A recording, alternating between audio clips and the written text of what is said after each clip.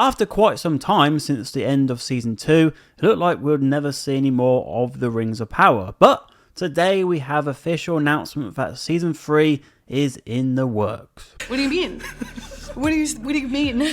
As we see here with the Hollywood Reporter, the series will begin filming this spring, and it will also have a major time jump included, which will include Sauron beginning to craft the iconic One Ring. Now, if we scroll past this lovely picture of Galadriel and Sauron, we'll also see that it will be filmed in the UK, so yay. And also, apparently fans have been eagerly awaiting this renewal news. But I have to admit, I haven't really heard anyone speak about the show at all since it finished. And, you know, usually with some decent programs, there is that chatter, you know, within those breaks, but I've heard nothing.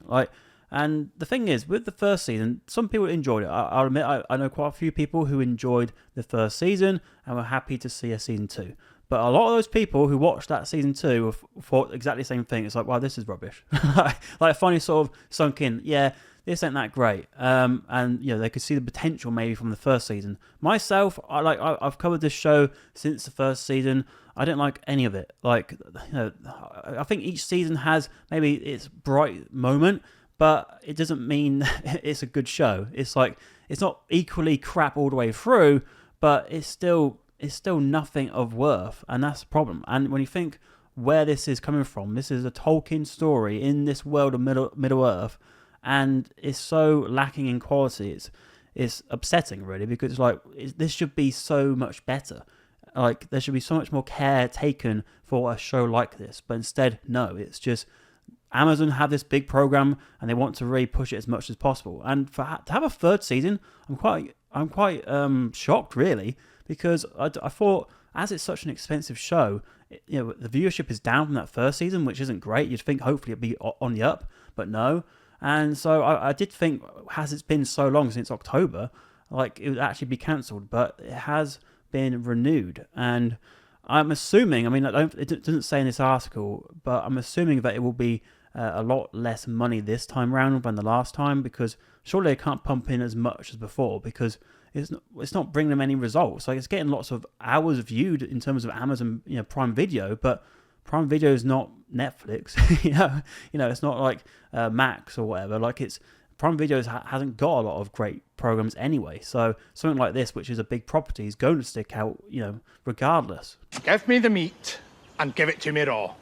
Anyway, here's the exclusive logline. Jumping forward several years from the events of Season 2, Season 3 takes place at the height of the War of the Elves in Sauron, as the Dark Lord seeks to craft the One Ring that will give him the edge he needs to win the war and conquer all Middle-earth at last.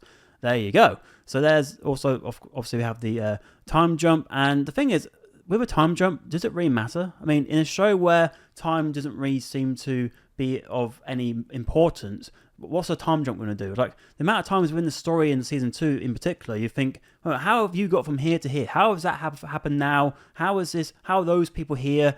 Like, you know, does it really matter? So them saying a time jump means absolutely nothing, in my opinion. No, I can't be bothered with that. I have no time for that sort of nonsense. In terms of the rest of this article, we do have 2 returning directors, both of which have done some decent work in their past, and obviously just have to work with some pretty bad material here.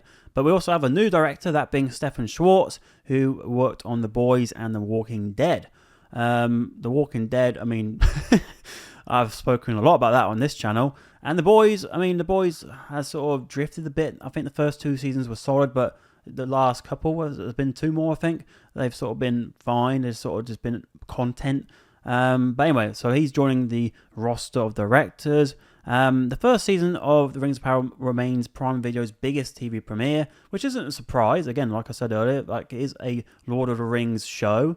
By the second season, it's the streamer's most watched returning season by a number of hours watched. 170 million viewers worldwide have checked out the show, and it's been one of the strongest drivers for new Prime membership signups. Interesting for that, how it's actually been a driver for the Prime membership sign-up. I wonder how many people just sign up just to check it out and then they've cancelled it after 1 month, you know? Like, it's all good saying that, but how long does that actually last? Like, I'm sure a lot of people have checked out and will want to, you know, see a season 2's come out and they might binge season 1 and hope season 2 is where it really kicks off and really goes into a new level of being a decent program. But instead, no. I think a lot of people would have probably got Prime membership if they hadn't already. I think a lot of people have it just for Amazon Prime, but I think a lot of people maybe would have done that for the Prime Video so they could see if there is going to be that improvement. And so, yeah, it would be very interesting if they had the data to see how many people cancelled of those people who did sign up. But anyway, I don't think we do have that data. But anyway, 170 million viewers worldwide have checked out the show. Again, how long have they checked it out for? Have they checked out it for a little bit, or have they checked out it for the whole season? Like, how many people actually lasted all the way through? That's what I'd like to know. And also, I know a lot of people have watched it, like myself, who I feel a bit of an obligation. I want to see it because I'm a big fan of Tolkien, I'm a big fan of this world. I want to see what they do with it in a way where I hope it can improve. And I will give it credit. I've done that. I've given this show credit when it does do something right. But how many times it happens? Very little. Most of the time, it's like, oh, that's something good, and then 2 or 3 things crap follows. So we're never getting anywhere with this show. So produced by the same people, I believe. Yeah, JD Payne and Patrick McKay.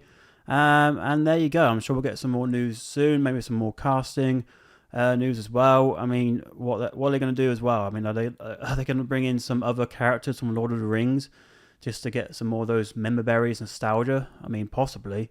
They did the whole Gandalf thing last time and bloody Saruman. So I guess we'll have to wait and see. But what's your thoughts on the Rings of Power being renewed? Are you excited? Are you dreading it? Do you even care? Is I seem to be asking a lot at the moment. But yeah, let me know your thoughts in the comments below. And if you want to watch another video on screen, I have one for The Brutalist as well as one for Emilia Perez.